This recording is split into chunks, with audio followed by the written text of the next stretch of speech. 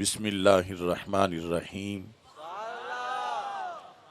رب اشرح لی صدری ویسر لی امری واحلل عقدۃ من لسانی یفقہوا قولی رضیت باللہ ربا وبالاسلام دینا وبمحمد صلی اللہ علیہ وسلم نبیا ورسولا۔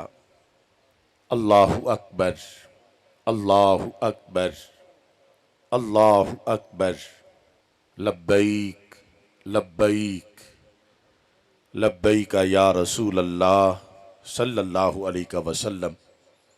الحمدللہ رب العالمین والصلاة والسلام علی خاتم النبیین سید الرسل و خاتم المعصومین وعلی آلہ واصحابہ اجمعین۔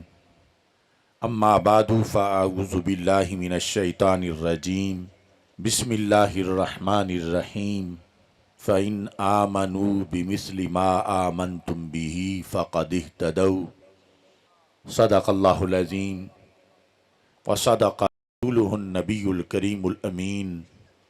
ان اللہ وملائکتہ یصلون علی النبی یا ایہا الذین آمنوا صلوا علیہ وسلموا تسلیما۔ الصلاۃ والسلام علیک یا سیدی یا رسول اللہ وعلی آلک واصحابک یا سیدی یا حبیب اللہ۔ مولا صلی وسلم دائما ابدا علی حبیبک خیر الخلق کلہم، منزہ عن شریک فی محاسنہ فجوہر الحسن فیہ غیر منقاسم۔ محمد تاج رسل اللہ قاطبۃ، محمد صادق الاقوال والکلم، محمد ذکرہ روح لانفسنا، محمد شکرہ فرد علی الامم۔ رب صلی وسلم دائما ابدا علی حبیبک خیر الخلق کلہم۔ خدایا بحق بنی فاطمہ کہ برقول ایماں کنی خاتمہ، اگر دعوتم رد کنی ور قبول، منو دستو دامان آل رسول صلی اللہ علیہ وسلم۔ فکر رضا کیا ہے؟ ایک چاندنی کا نام۔ فکر رضا کیا ہے؟ ایک چاندنی کا نام، عقل و خرد میں آ کے رہتی ہے ہم کلام۔ اسلام کی حقیقی عظمت کی ہے امین، تعبیر ہے اسی کی نہ کہ کوئی اور دین۔ اصحاب و تابعین نے اس کے دیے اصول، باران مصطفیٰ سے اس میں کھلے ہیں پھول۔ فیضان ہے نبی کا اصحاب و آل کا، نغمہ وہی ہے جو تھا حضرت بلال کا۔ فکر رضا نہیں ہے ایک آدمی کا نام، گلدستہ ہے اسی کا جو کہتے رہے امام۔ اس میں کہیں نہیں ہے پہلوں سے اختلاف، بالکل وہی اصول ہیں اس کے بھی صاف صاف۔ تحقیق میں یقیناً اس کا بھی ایک مقام، لیکن وہاں بھی قائم ہے موقف کا احترام۔ اس دور آخری میں پیدا ہوئے مسائل، احمد رضا نے بڑھ کے حق کے دیے دلائل۔ اہل سنن کو بخشا جمہور کا کلام، تب مل گیا حقیقت کو فکر رضا کا نام۔ فکر رضا ہے فکر بدر و حنین بھی، فکر رضا ہے فکر حسن و حسین بھی، فکر رضا ہے ترجمہ اس پورے دین کی، فکر رضا ہے روشنی حق الیقین کی، فکر رضا ہے آصف اوج کمال سے، گھٹی میں نے پائی سید جلال سے۔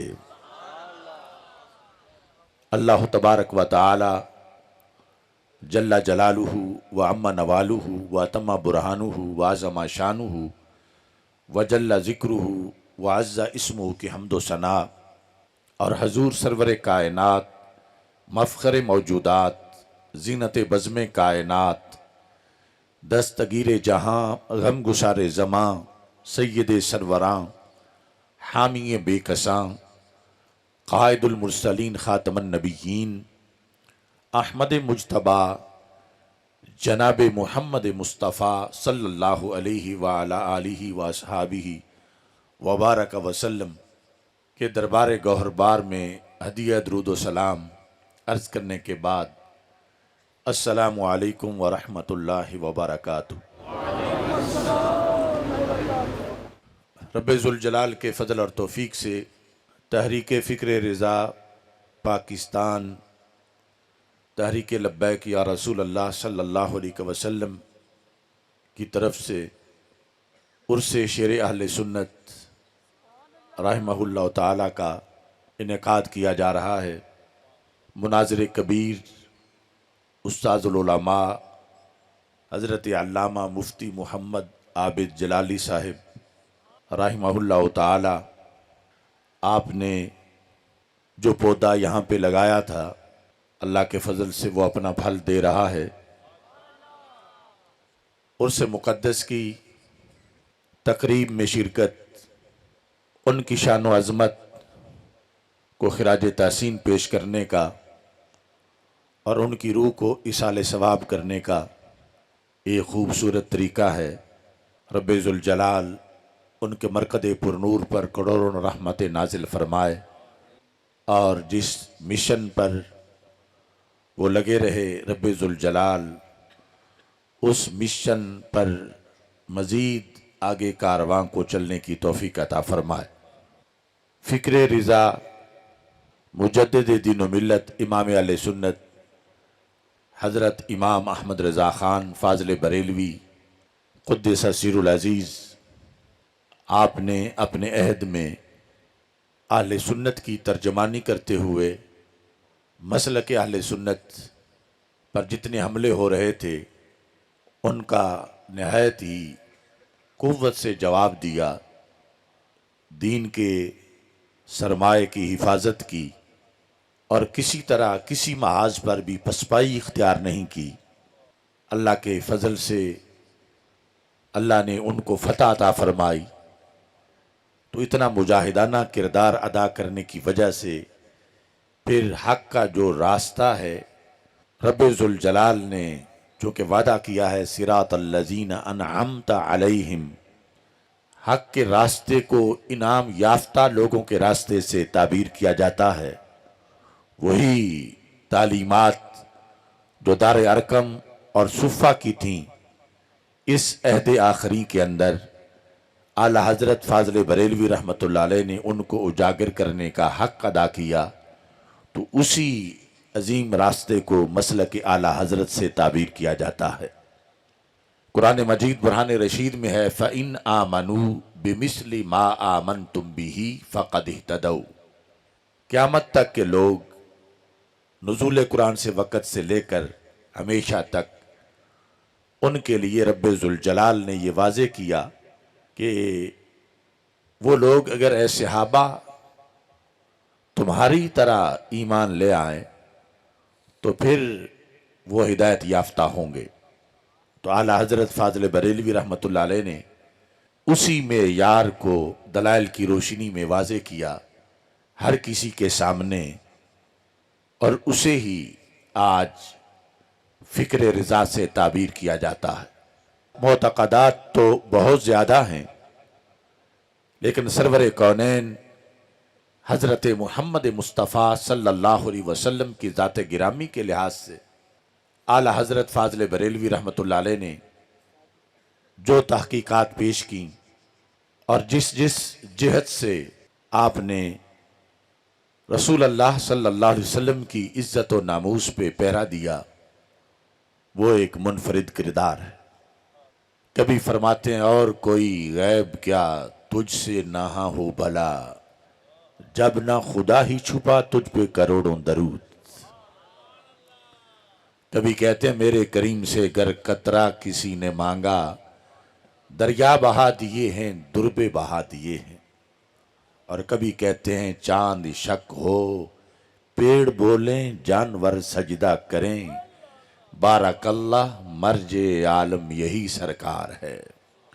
اب اس میں کچھ بھی آپ نے گھڑ کے بیان نہیں کیا، بلکہ سب کچھ پڑھ کے بیان کیا۔ بخاری شریف میں ہے، رسول اکرم صلی اللہ علیہ وسلم کی صدارت میں جب ایک محفل نعت کا انعقاد کیا جا رہا تھا اور حضرت عبداللہ بن رواحہ رضی اللہ تعالی عنہ نعت خان تھے، حضرت ابو ہریرہ رضی اللہ تعالیٰ عنہ راوی ہیں، اور بخاری شریف میں 1155 نمبر حدیث شریف ہے۔ تصور کرو شہر مدینہ اور میٹھے موسم اور پرکیف وجد سوز وجد آفرین مناظر کا کہ رسول اللہ صلی اللہ علیہ وسلم تشریف فرماتے اور حضرت عبداللہ بن رواحہ رضی اللہ تعالیٰ عنہ پڑھ رہے تھے، وَفِينَا رسول اللہ یتلو کتابہ اذن شق معروف من الفجر ساتع ارانا الہدا بعد العما فقلوبنا به موقنات ان ما قال واقع یبیت یجافی جنبہ عن فراشہ اذا استثقلت بالمشرکین المداجع۔ ویسے تو اس کی ہر لفظ پر بہت لمبی بات ہو سکتی ہے، مختصر ترجمہ یہ ہے کہ وہ کہہ رہے تھے اللہ کا اتنا فضل ہے کہ ہمارے ماحول میں ایسے رسول، اللہ کے رسول موجود ہیں جو اللہ کی کتاب کی تلاوت کرتے ہیں۔ کس وقت؟ جب پو پھوٹ رہی ہوتی ہے، صبح کا وقت ہوتا ہے، وہ قرآن پڑھ رہے ہوتے ہیں۔ اران الہدا، انہوں نے ہمیں ہدایت کا رستہ دیا، بعد العما، بعد اس کے کہ ہم اندھے ہو چکے تھے، فقلوبنا، پس ہمارے دل، بہی موقنات، اس بات پر یقین رکھتے ہیں۔ اب یہ وہ جو اعلیٰ حضرت بار بار بیان کرتے ہیں، کس بات پر یقین رکھتے ہیں؟ صحابہ کہتے ہیں انا ما قال واقع، کہ ان کی زبان سے جو نکلے وہ ہو کے رہتا ہے۔ وہ زبان جس کو سب کن کی کنجی کہیں، اس کی نافذ حکومت پہ لاکھوں سلام۔ اور دوسرا کہ جو قیامت تک ہونا ہے، ما قال واقع، جو یہ غیب کی خبر دیتے ہیں وہی واقع کے اندر بھی بالآخر پائی جاتی ہے، خواہ وہ چند دن بعد ہو یا چند صدیاں بعد ہو، قیامت تک جو کچھ ہونا ہے ما قال واقع، جو ایک دن کے بعد کی خبر ہے یا ایک صدی بعد کی یا 10 صدیوں بعد کی، وہ کوئی بھی خبر جھوٹی نہیں ہے۔ رب ذوالجلال نے انہیں اس قدر ایک کل کا نہیں، ہزاروں جو کل ہیں ان کا علم عطا فرمایا۔ یہ رات گزارتے ہیں، یجافی جنبہ، اپنا پہلو اپنے بستر سے جدا رکھتے ہیں، یعنی کھڑے ہو کے قیام کرتے ہیں۔ اذا استثقلت بالمشرکین المداجع، جب مشرکین کی چارپائیاں ان کے بھاری ابدان سے بوجھل ہو چکی ہوتی ہیں، یہ اس وقت رب ذوالجلال کی بارگاہ میں عبادت کر رہے ہوتے ہیں۔ اب اس کے اندر ہمارے آقا صلی اللہ علیہ وسلم نے جب یہ سنا انا ما قال واقع، کہ میرے صحابی عبداللہ بن رواحہ میرے بارے میں یہ کہہ رہے ہیں کہ میں جو کہوں وہ ہو جاتا ہے، اور قیامت تک جو کچھ میں خبریں دے رہا ہوں یہ نماز روزے کی خبریں نہیں، واقعات کی خبریں ہیں کہ قیامت تک کیا ہوگا۔ جو بھی میں نے بتایا ہے، میرے صحابہ کہہ رہے ہیں ہمارے نبی علیہ السلام کی غیب کی بتائی ہر بات سچی ہے۔ تو سرکار نے یہاں کوئی ترمیم نہیں کی کہ میرے صحابی باقی تو ٹھیک ہے، لیکن مجھے تو کل کا بھی نہیں پتا، معاذ اللہ پرسوں کا بھی نہیں پتا، اور تم قیامت تک کے لیے میری طرف یہ نسبت کر رہے ہو کہ میری ہر بات جو ہے، جو میں بتا رہا ہوں ویسے ہی قیامت تک ہوگا، ہر کل کی خبر جو میں نے دی وہ ویسے ہی ہوگی، یا یہ کہ میرے ہاتھ میں تو کوئی ایسا اختیار نہیں جو میں کہوں وہی ہو جائے، تو ہمارے آقا صلی اللہ علیہ وسلم نے فرمایا کہ صحابہ کے سامنے یہ لفظ ہیں ہمارے رسول صلی اللہ علیہ وسلم کے، ان اخلکم لا یقول الرفثا، کہ صحابہ تمہارے بھائی نے کوئی جھوٹ نہیں بولا، میری سچی نعت پڑھ کے بیان کی ہے۔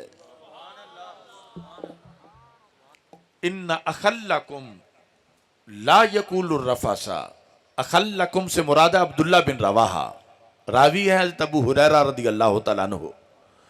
تو لہٰذا اعلی حضرت کوئی نیا دین نہیں پیش کر رہے تھے، وہی جو سرکار کے سامنے صحابہ شان بیان کر رہے تھے، اس پر ہی مختلف کتابوں کے اندر ایک ایک پہلو پر کتاب لکھی اور اس پر سارے دلائل دے کر یہ واضح کیا۔ یہ اس دور میں کہ جب توہین کو توحید سمجھا جاتا تھا، جس وقت شان رسالت صلی اللہ علیہ وسلم کے بارے میں بخل کیا جا رہا تھا اور طرح طرح کی کنجوسیاں کی جا رہی تھیں، اعلی حضرت فاضل بریلوی رحمت اللہ علیہ نے دلائل کے انبار لگا دیے اور جس سمت آ گئے ہو سکے بٹھا دیے ہیں۔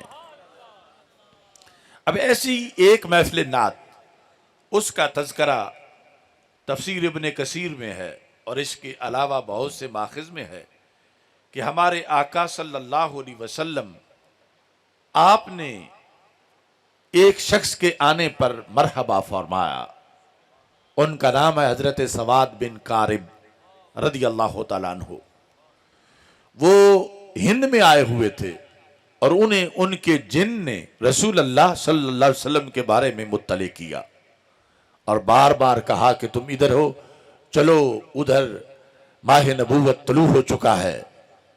تو حضرت سواد بن کارب کہتے ہیں میں گیا، فلما رآنی النبی صلی اللہ علیہ وسلم، پہلے حالانکہ میری تو کوئی پہچان نہیں تھی لیکن وہ مجھے جانتے تھے، جب مجھے رسول اللہ صلی اللہ علیہ وسلم نے دیکھا فرمایا مرحبا بکا یا سواد ابن قارب، نام لے کے ایک اجنبی شخص کا اسے مرحبا کہا، فرمایا اے سواد بن قارب میں تمہیں خوش آمدید کہتا ہوں۔ تو رسول اکرم صلی اللہ علیہ وسلم نے فرمایا قد علمنا ما جاء بکا، ہم جانتے ہیں کہ تجھے کون سی چیز لے کے آئی ہے، تیرے آنے سے پہلے ہی ہمیں تیرا تعارف ہے۔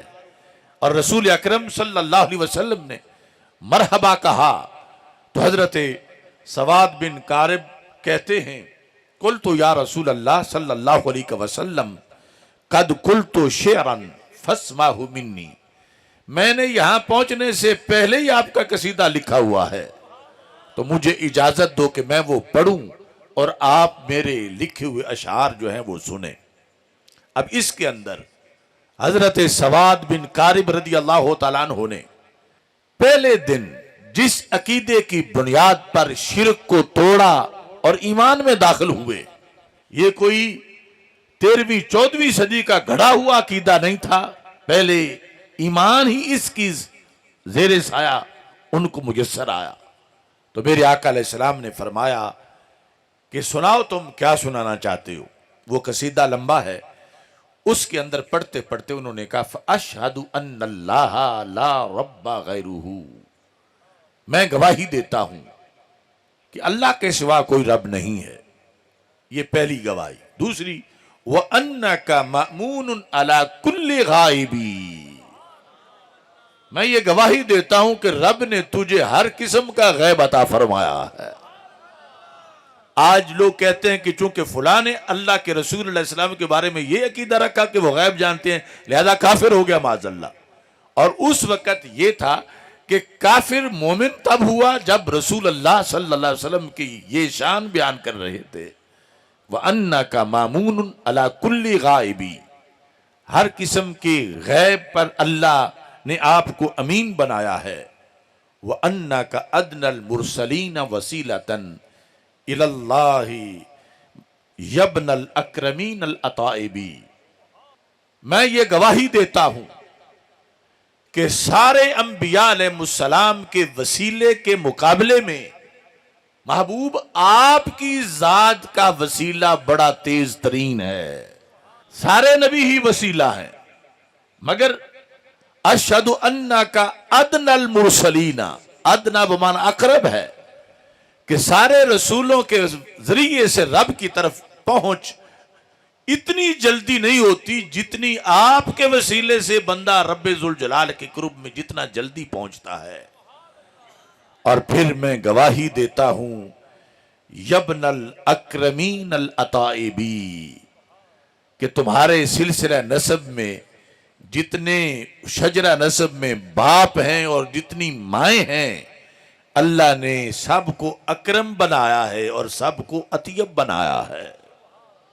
اب یہ کہ رسول اللہ صلی اللہ علیہ وسلم کے آباء و امہات جو چیزیں اعلی حضرت نے اجاگر کی، جبکہ دوسری طرف سے کفر و شرک کی بات کی جا رہی تھی، تو اصل میں یہ رسول اللہ صلی اللہ علیہ وسلم کے سامنے ایک صحابی پہلے دن اپنے عقیدے میں ان اشعار کو پیش کر رہے تھے اور پھر کہنے لگے وَكُنْ لِي شَفِيعًا يَوْمَ لَا ذُو شَفَاعَةٍ سِوَاكَ بِمُغْنٍ عَنْ سَوَادِ بْنِ قَارِبِي. سنتے ہیں کہ محشر میں بس ان کی رسائی ہے. کہنے لگے کن لی شفیعن، اے اللہ کے رسول آپ میرے سفارشی بن جائیں. کس دن کے لیے؟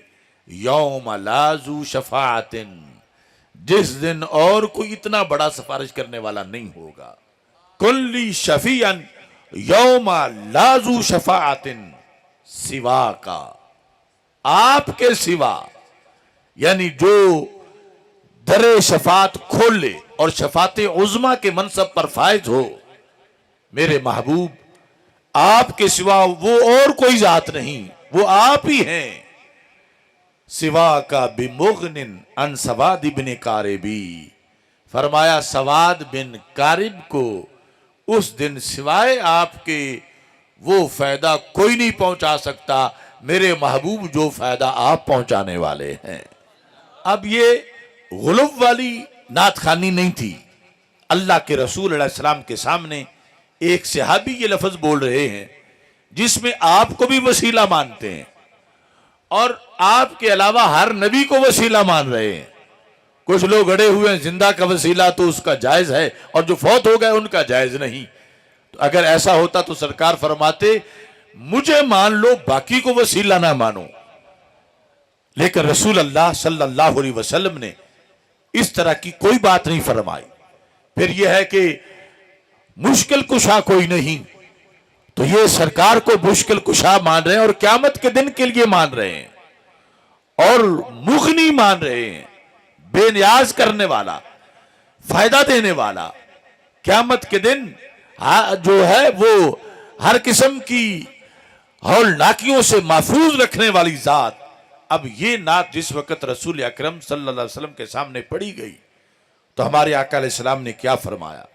راوی کہتے ہیں فضاحک النبی صلی اللہ علیہ وسلم، اللہ کے رسول علیہ السلام مسکرا پڑے اور فرمایا کتنے مسکرائے؟ حتی بدت نواجذہ، یہاں تک کہ مبارک داڑھیں بھی ننگی ہو گئیں. یعنی اتنا مبالغہ سے ہمارے آقا صلی اللہ علیہ وسلم ہنسے اور مسکرائے. اور کیا فرمایا؟ کہتے ہیں حضرت سواد بن کارب کہ مجھے فرمایا افلحتا یا سواد، اے سواد تم کامیاب ہو گئے. یعنی یہ وہ کامیابی ہے جنت کی خوشخبری اور پہلے دن کے اندر ہی. تو اب یہاں جو عقائد بیان ہوئے رسول اللہ صلی اللہ علیہ وسلم اسے سن کے مسکرائے.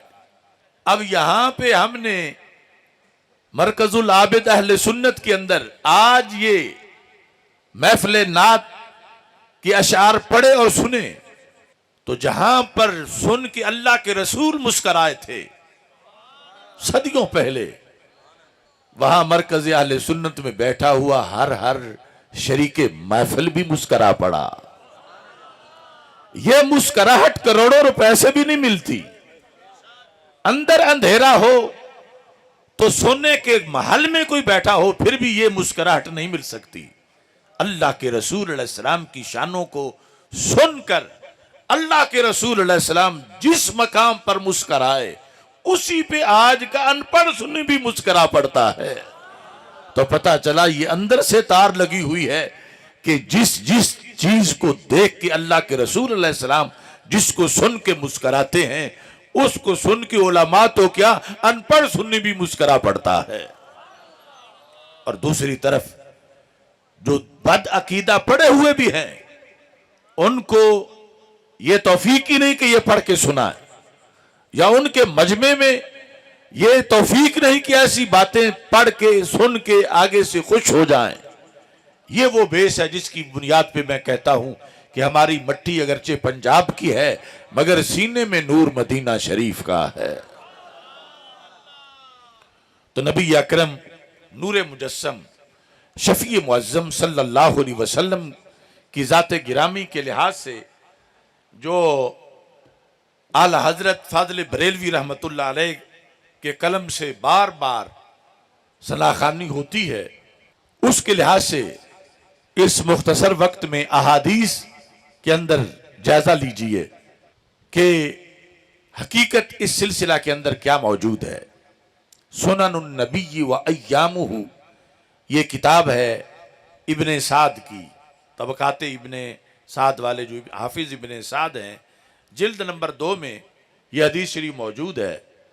حضرت سیدنا امام حسن رضی اللہ تعالی عنہ روایت کرتے ہیں، کہتے ہیں بینا رسول اللہ صلی اللہ علیہ وسلم فی مسجدی ہی، اس دوران کہ اللہ کے رسول صلی اللہ علیہ وسلم اپنی مسجد میں موجود تھے، اذ اقبال جمل، اچانک وہاں ایک اونٹنی آ گئی، یا اونٹ نادن، جو کہ اونٹنی یا اونٹ بھاگا ہوا تھا، اونٹ بھاگا ہوا تھا، حتی وضع رأسہ فی حجر النبی صلی اللہ علیہ وسلم، بھاگتے بھاگتے اس اونٹ نے آ کر رسول اللہ صلی اللہ علیہ وسلم کی گود مبارک میں سر رکھ لیا۔ سر رکھنے کے بعد وجرجرا، چاند شک ہو پیڑ بولے جانور سجدہ کریں، بارک اللہ مرجع عالم یہی سرکار ہے۔ آج کے 2 ٹانگوں والے اونٹ انہیں ابھی شک ہے کہ یہ بارگاہ مشکل کشائی کرتی ہے یا نہیں کرتی، یا اس کا انکار کر رہے ہیں، لیکن اس وقت کے اونٹ کا بھی یہ نظریہ تھا کہ مشکل کشائی کروانی ہے تو ان کے در پہ جانا پڑے گا، اور پھر اللہ کے رسول علیہ السلام کی طرف محبت سے جو آتا ہے وہ اگرچہ اونٹ ہی کیوں نہ ہو، سرکار اس کے عشق کا لحاظ رکھتے ہیں، اور رسول اکرم صلی اللہ علیہ وسلم اس کی محبت کا لحاظ رکھتے ہیں۔ اب یہ اونٹ جس وقت رسول اکرم صلی اللہ علیہ وسلم کی گود میں سر رکھے ہوا تھا، جرجرا، یہ عربی میں جرجرا ہے، اور اردو فارسی پنجابی میں، اردو پنجابی ہماری وہ گڑ گڑا ہے، گاف جیم کے ساتھ اور رے را کے ساتھ عربی میں بدلی ہوئی ہے، یعنی یہ اونٹ کی بولی ہے، وہ اپنی بولی میں جو گڑ گڑ کر رہا تھا اس کے حلق کی جو آواز تھی، قیامت تک کی ٹیکنالوجی اس کا ترجمہ نہیں کر سکتی، کہ دور و نزدیک کے سننے والے وہ کان، کانے لالے کرامت پہ لاکھوں سلام۔ اب وہ اپنی داستان لے کے آیا ہے، اور جن کے پاس آیا انہیں پتہ ہی نہ چلے کہ یہ کیا کہہ رہا ہے، تو اس انداز میں ماننا جو عقیدہ وہ اونٹ لے کے آیا تھا، آج کے بعض مدارس کے پڑھے ہوئے لوگوں کو 10 سال بعد بھی وہ نظریہ نہیں ملتا۔ کوئی کہتا ہے انہیں اردو تب آئی جب وہ دیوبند آئے، اور پھر ایسا ہوا پھر ویسا ہوا، لیکن یہ اونٹ کے حلق کی جو آواز تھی، میرے آقا صلی اللہ علیہ وسلم نے اس کا ترجمہ کیا کیا؟ فقال النبی صلی اللہ علیہ وسلم ان ھذا الجمل یزعم انہ لرجل وانہ یرید ان ینہرہ فی طعام عن ابیہ الآن فجاء یستغیث۔ فرمایا یہ جو اونٹ ہے یہ کہہ رہا ہے مجھے کہ یہ جس کا اونٹ ہے اس کا مالک اسے اب ذبح کرنا چاہتا ہے، چونکہ وہ اپنے باپ کی طرف سے ایک دعوت کا اہتمام کر رہا ہے اور اس کے اندر میرا گوشت پکانا چاہتا ہے، تو یہ الآن اب وہ تیاری کر چکا ہے ذبح کرنے کی، اور یہ دوڑ کے سرکار کے پاس آ گیا ہے۔ سرکار فرماتے ہیں فجاء یستغیث، یہ مجھ سے مدد مانگنے آیا ہے۔ یعنی نبوت کو یوں ماننا چاہیے کہ ان اونٹوں کو بھی پتا ہے کہ یہ میری بولی یہی سمجھیں گے اور اس کا ترجمہ بھی کریں گے اور پھر مدد بھی کریں گے، اور سرکار نے فرمایا یہ مجھ سے مدد مانگنے آیا ہے۔ اب یہ زمین بھی سننی ہے، وہ آسمان بھی سننی ہے، جلوہ خورشید سننی، کہکشاں بھی سننی ہے۔ اب انسانوں کو نہیں پتا چل رہا بعض کو کہ یہ مددگار ہیں، مدد کرتے ہیں۔ سرکار فرماتے ہیں یہ مجھ سے مدد مانگنے آیا ہے۔ یستغیث فقال رجل، تو اتنے میں یہ بات چل رہی تھی تو ایک صحابی وہ پہچان گئے، انہوں نے کہا یہ تو فلاں بندے کا اونٹ ہے، اور وقد اراد بھی ذالک، اور اس نے اس کو ذبح کرنا تھا۔ یعنی یہ بھی مطلع تھے کہ وہ مشورہ کر چکا تھا یا قریبی تھے کہ اس نے تو آج اس کو ذبح کرنا تھا اور یہ ادھر بھاگ آیا ہے۔ فدعا النبی صلی اللہ علیہ وسلم الرجل، وہ جس کا اونٹ تھا اس مالک کو رسول پاک صلی اللہ علیہ وسلم نے بلا لیا۔ فاخبرہ انہ اراد ذالک بہ، فطلب الیہ النبی انہ لا ینہرہ، رسول اکرم صلی اللہ علیہ وسلم نے پوچھا تو اس نے کہا واقعی میں تو ذبح کرنا چاہتا ہوں۔ سرکار نے فرمایا جو میرے پاس مدد کے لیے آیا ہے، مدد مانگنے کے لیے، تو پھر میری وجہ سے میں کہتا ہوں آپ اسے ذبح نہ کریں۔ تو رسول اکرم صلی اللہ علیہ وسلم کی دہلیز پر مدد مانگنے کے لیے گیا ہوا اونٹ بھی محروم نہیں رہا۔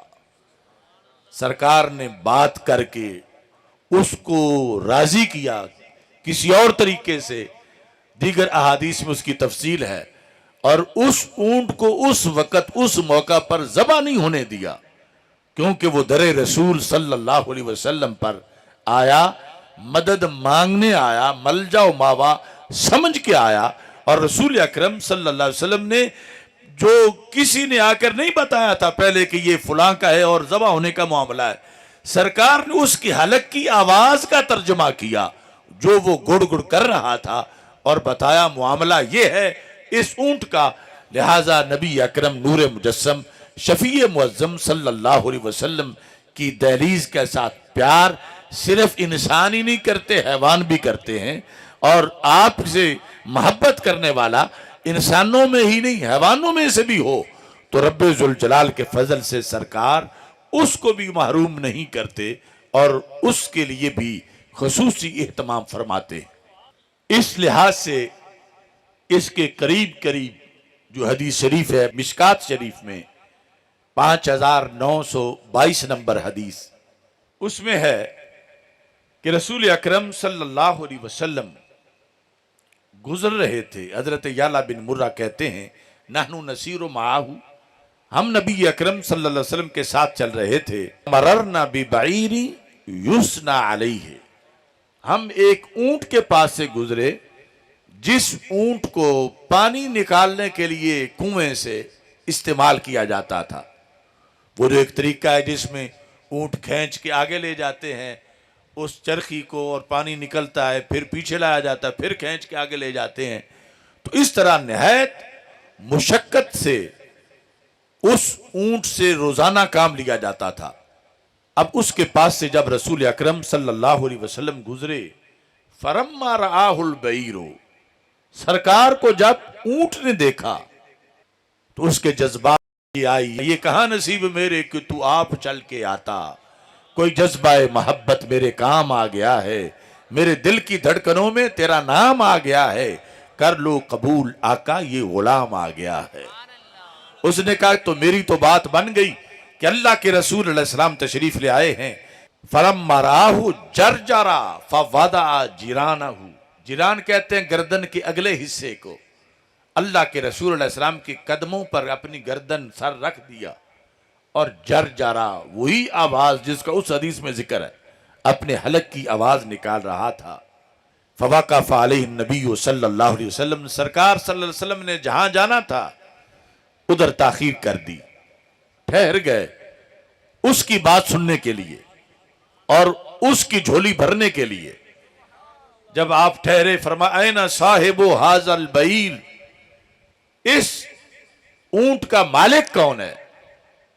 فجاءہ، وہ حضر خدمت ہوا تو میرے آقا علیہ السلام نے فرمایا بے نی ہے، یہ اونٹ آپ میرے سامنے بیچ دیں، چونکہ اس نے جو شکایت لگائی ہے میرے سامنے آپ کی، آپ اسے اب نہیں رکھ سکتے، اسے میرے آگے بیچ دو۔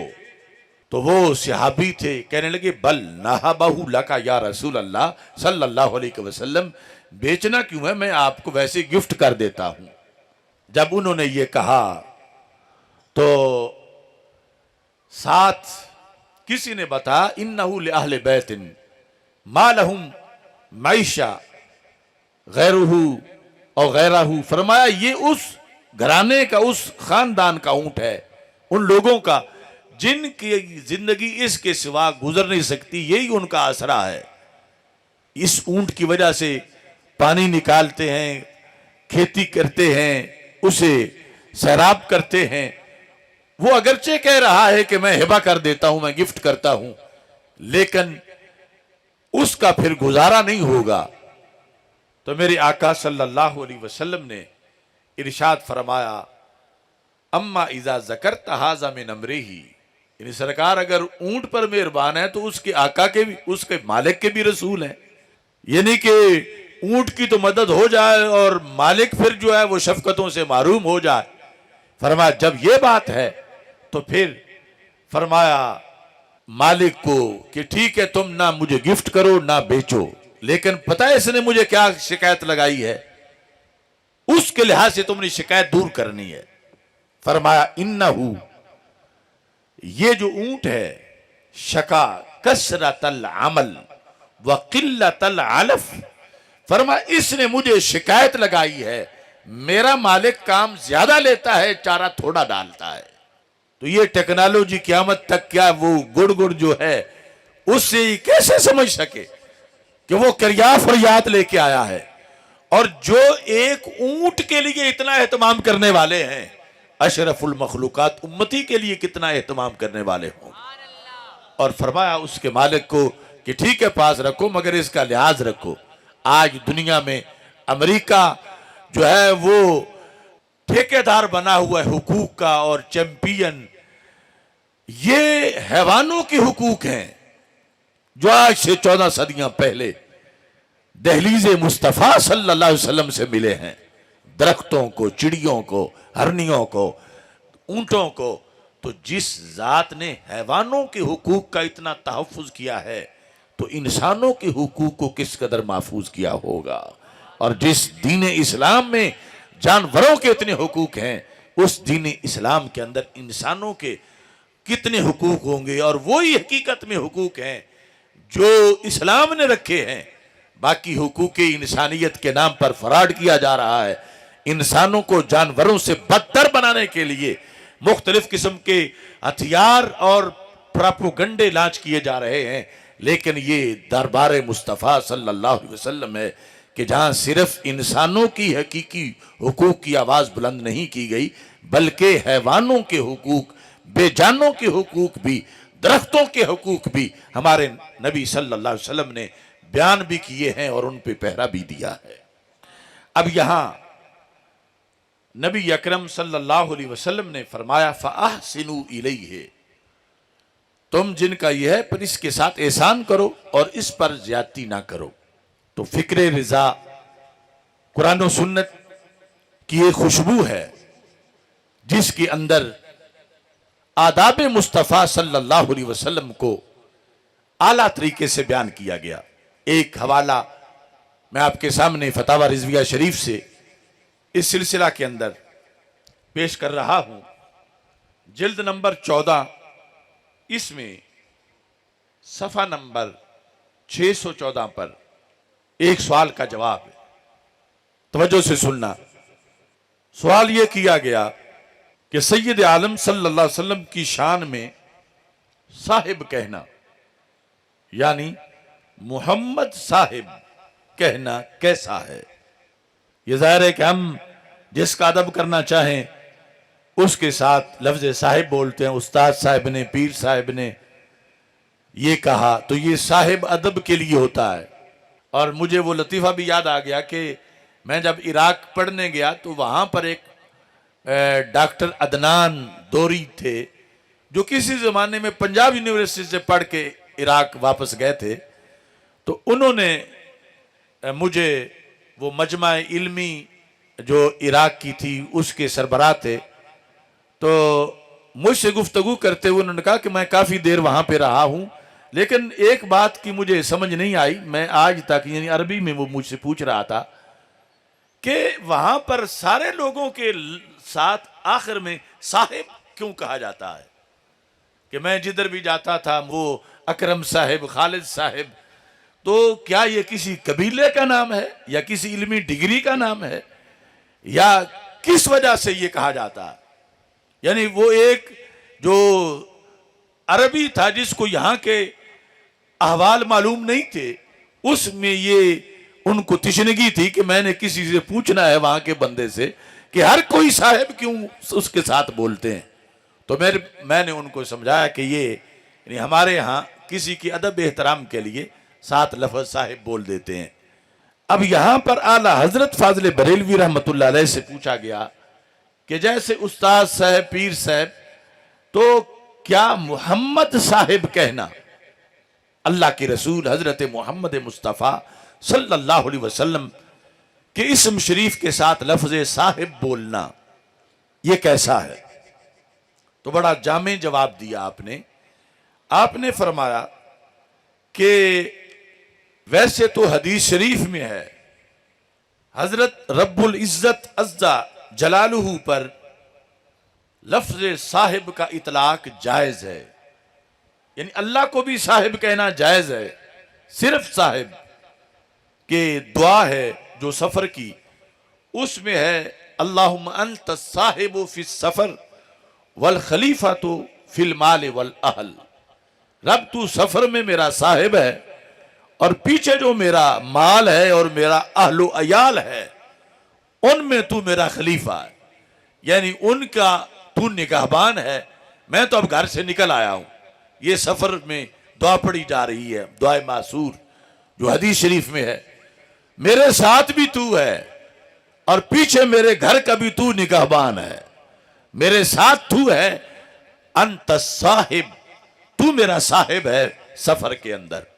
تو کہا ویسے تو اللہ پر بھی جب یہ لفظ بولا گیا ہے تو ظاہر ہے کہ جب اللہ پر بولنا جائز ہے تو پھر نیچے بھی بولنا جائز ہے۔ اور اس کے ساتھ پھر قرآن کی آیت پڑھی کہ اللہ تعالیٰ فرماتا وَالنَّجْمِ إِذَا هَوَا مَا ضَلَّ صَاحِبُكُمْ وَمَا غَوَا، صاحبکم، اللہ فرماتا تمہارے صاحب کہ قسم ہے پیارے چمکتے تارے محمد صلی اللہ علیہ وسلم کی، جب وہ معراج سے اترے پھر فرمایا ما ضل صاحبکم وما غوا، تمہارے صاحب نہ بہکے اور نہ بے راہ چلے، تمہارے صاحب، یعنی صحابہ کو کہا اللہ نے تمہارے صاحب، وہ کون ہیں؟ حضرت محمد مصطفیٰ صلی اللہ علیہ وسلم۔ اب ایک دلیل اس لحاظ سے کہ اس پر اللہ پر بھی اس کا اطلاق ہے، اور دوسری دلیل اس پر کہ اللہ کے رسول علیہ السلام پر بھی اس کا اطلاق ہے، اتنا مقدس لفظ ہے۔ لیکن فرمایا مگر نام اقدس کے ساتھ اس طور پر لفظ صاحب کا ملانا یہ آریوں اور پادریوں کا شعار ہے، نام مقدس کے ساتھ یوں صاحب لانا کہ اسم محمد بول کے آگے صاحب کہنا، ساتھ ملانا محمد صاحب، فرمایا یہ آریوں اور پادریوں کا شعار ہے، وہ اسے معروف تعظیم میں لاتے ہیں جو زید عمر بکر کے لیے رائج ہے۔ یہ لفظ زید عمر بکر کے لیے بھی بولا جاتا ہے نام کے ساتھ، تو جو زید عمر بکر جتنا عام ہو چکا ہے نیچے تک، اس کو سرکار کی ذات کے ساتھ اب نام کے بعد ذکر کرنا یہ جائز نہیں۔ فرمانے لگے اس طور پر لفظ صاحب کا ملانا یہ آریوں اور پادریوں کا شعار ہے، وہ اسے معروف تعظیم میں لاتے ہیں جو زید عمر کے لیے رائج ہے۔ کیسے؟ شیخ صاحب، مرزا صاحب، پادری صاحب، پنڈت صاحب۔ فرمایا اب اس سے پتہ چلا کہ صاحب تو پنڈت کے ساتھ بھی ہے، صاحب تو پادری کے ساتھ بھی ہے۔ تو اس واسطے فرمانے لگے کہ محمد صاحب کہنا اس سے احتراز کرنا چاہیے۔ ہاں یوں کہا جائے کہ حضور صلی اللہ علیہ وسلم ہمارے صاحب ہیں، آقا ہیں، مالک ہیں، مولا ہیں۔ اب اس صاحب کا مطلب اور ہوگا کہ جو صاحب بمانا مولا ہے، جو صاحب بمانا آقا ہے، اور ادھر جو پنڈت صاحب ہے، پادری صاحب ہے، اس انداز سے ملانا، فرمایا اس سے پھر آداب میں فرق آ جائے گا۔ تو یہ تحریک ہے آداب رسول صلی اللہ علیہ وسلم کی جامع تحریک، جس کو فکر رضا سے تعبیر کیا جاتا ہے۔ اب اس سے جس وقت لوگ پیچھے ہٹے ادب کی اس تحریک سے، وہی جو کبھی بڑے چیمپئن ہوتے تھے آداب رسول صلی اللہ علیہ وسلم بیان کرنے کے لحاظ سے، لیکن تیرے در سے جو یار پھرتے ہیں در بدر یوں ہی خار پھرتے ہیں، آج وہی شخص یہ کہتا ہوا نظر آتا ہے کہ حضرت محمد مصطفیٰ صلی اللہ علیہ وسلم نے بکریاں چرانے سے لے کر مزدوری تک کا کام کیا۔ حضرت محمد مصطفیٰ صلی اللہ علیہ وسلم نے کہ اجرت پر مزدوری کی، یہ سرکار کے بارے میں یہ الفاظ ان کی زبان سے اب نکل رہے ہیں۔ کس بیس پر؟ کہ وہ جو سبق تھا بریلی شریف کا، جب اس کی طرف کسی نے پشت کی تو پھر وہ آداب بھی ذہن سے نکل گئے، اور وہ القاب جو دربار رسالت کے مناسب ہیں ان سے بھی انہوں نے منہ موڑ لیا، اور مزدور جیسا لفظ اور مزدوری جیسا لفظ اس کو روا رکھنے لگے۔ رسول اکرم نور مجسم شفیع معظم صلی اللہ علیہ وسلم کی اس مقدس بارگاہ جیسے ذات کے لیے یہ لفظ بولے جانے لگے۔ اس کا سبب یہی تھا کہ اعلی حضرت فاضل بریلوی رحمت اللہ علیہ کی فکر سے جو تھوڑا سا بھی منہ موڑتا ہے اور واپسی کا نہیں سوچتا، تو پھر ظلمات بعدھا فوق بعد وہ مسلسل اندھیروں میں پھنس جاتا ہے۔ یہ ضرورت ہے کہ ہم بار بار فکر رضا کی بات کرتے ہیں اور بار بار یہ پیغام دیتے ہیں، اس واسطے کہ ہم نے یہاں سے ہٹنے والوں کو گرتے دیکھا، الٹتے پلٹتے دیکھا اور ذلیل و رسوا ہوتے دیکھا، اور نسل نو کے لیے اور سب کے لیے یہ پیغام ہے کہ جب تک جان میں جان رہے فکر رضا اور اس پیغام کے لیے قربان رہے۔ اور اس کے ساتھ اس پیغام پر میں اپنی بات ختم کرنا چاہتا ہوں۔ ہم تو سال ہا سال سے یہ کہہ رہے تھے کہ اس ملک کے اندر نادیدہ قوتیں، مختلف قسم کے سازشی عناصر اس کو رفضی سٹیٹ بنانے کے درپے ہوئے، جس کی وجہ سے مزاروں پر قبضہ کیا جا رہا ہے، مساجد پر، مدارس پر، وہ مری طریقے سے ہو یا غیر مری طریقے سے۔ لیکن بہت تھوڑے لوگ تھے جو ہماری اس آہ پر کان دھر رہے تھے۔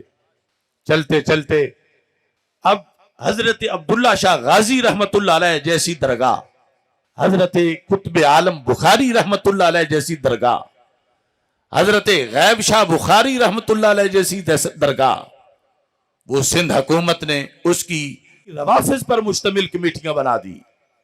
صدیوں سے جو اہل سنت کے مراکز ہیں وہ روافظ کے قبضے میں یہ چند دن پہلے دیے گئے، اور پنجاب میں بھی یہ کوششیں جاری ہیں، یعنی کہیں تو سجادہ نشینی خرید لیے گئے ہیں، وہاں تو اب اور قبضے کی کیا ضرورت ہوگی، اور کہیں اس انداز میں کہ ایسی سرکاری کمیٹیاں بنائی جا رہی ہیں کہ جس کے بعد وہاں پر جو مذہبی تشخص ہے ان جگہوں کا وہ بدل دیا جائے گا معاذ اللہ، اور بہت سی جگہوں پہ بدلا گیا ہے۔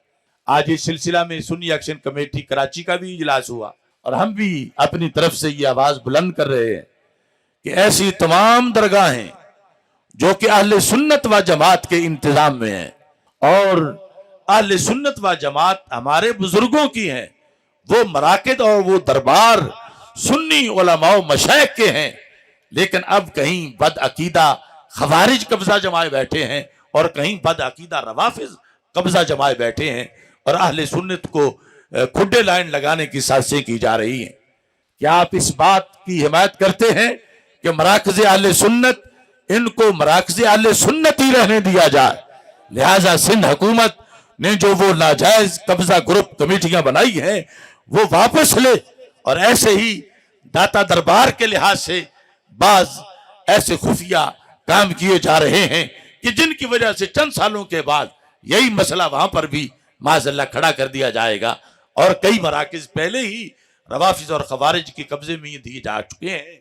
ہم واضح کرنا چاہتے ہیں کہ ان بزرگوں کے ہم مانوی اور روحانی وارث موجود ہیں، اور ہمارے ہوتے ہوئے ہم ان کا انتظام و انصرام اچھی طرح نبھانے والے ہیں، اور ہم کسی ایسے قبضہ گروپ کو برداشت نہیں کریں گے جو ہمارے ان مراکز پر ان کے مذہبی تشخص کو بدلے، اور اس جگہ کوئی کسی اور طریقے سے بد عقیدہ لوگوں کو یہاں پر داخل کیا جائے۔ یہ قرارداد آپ کو منظور ہے؟ جاگنے کی ضرورت ہے اور جاگتے رہنے کی ضرورت ہے۔ ہم وہ جب کرتے ہیں اتنی بڑی واردات تو اسے کوئی بندہ فرقہ واریت نہیں کہتا، لیکن ہم جب ان کی واردات کا جواب دیتے ہیں تو ہمیں کہتے تم فرقہ وارانہ باتیں کر رہے۔ ہم بھی کرتے ہیں تو ہو جاتے ہیں بدنام، وہ قتل بھی کرتے ہیں تو پرچہ نہیں ہوتا۔ یعنی اس قدر اہل سنت کے ساتھ سوتیلی ماں والا سلوک کیا جا رہا ہے، اور اس کا دیگر ظالموں نے تو ظلم کرنا ہی ہے، لیکن جو مظلوم ہے کم از کم وہ بھی تو جاگیں اور جاگتے رہیں، اور اس آواز کو مضبوط کریں کہ جو اس قسم کی وارداتوں کا پردہ چاک کرنے والی ہے، اور اس قسم کے جو قبضہ گروپ ہیں ان سے اپنی اصل میراث کو واپس لینے والی ہے۔ اس بنیاد پر آپ سارے حضرات کے لیے اس مرکز اہل سنت و جماعت سے فکر رضا کا یہ پیغام ہے کہ سونا جنگل رات اندھیری چھائی بدلی کالی ہے، سونے والوں جاگتے رہنا چوروں کی رکھوالی ہے۔ لہذا اللہ تعالیٰ کے فضل و کرم سے بیدار رہنا ہے اور تیار رہنا ہے۔ رب ذوالجلال ہم سب کا حامی و ناصر ہو۔ خالق کائنات جل جلالہ تحریک فکر رضا کے اراکین جنہوں نے اتنا وسیع انتظام کیا، مولانا عمر فاروق جلالی صاحب اور یہ سارے حضرات، حاجی محمد اسلم جلالی صاحب، حافظ محمد کابل اسلام جلالی صاحب، رب ذوالجلال ان سب کی کاوشوں کو اپنے دربار میں قبول فرمائے۔ وآخر دعوایا ان الحمدللہ رب العالمین۔